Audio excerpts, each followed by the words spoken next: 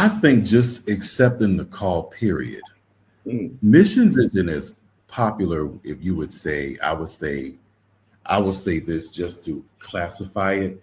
But when you deal more with us, those of us that are African American or African, whatever, in the States, missions beyond the local community is not really something you may hear about or celebrate.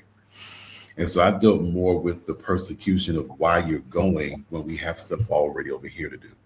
You mm, know, they figures show that less than 1% of people of blacks in the States are missionaries, because it's kind of like, well, y'all go over there, but we got enough issues in the community here.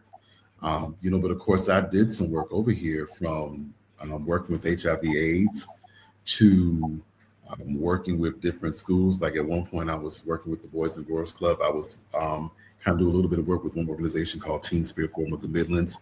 I've done some work with DJJ. And so also doing some things locally, but then also going internationally. So sometimes the persecution of that, and even fundraising, because you think about everything that's happening in the world, and then, or you could say challenge that, like redistricting challenges now we have in the state.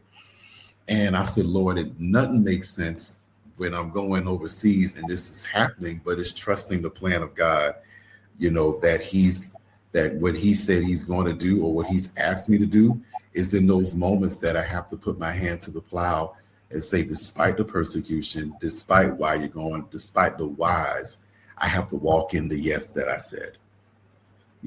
Everybody's not going to understand your yes.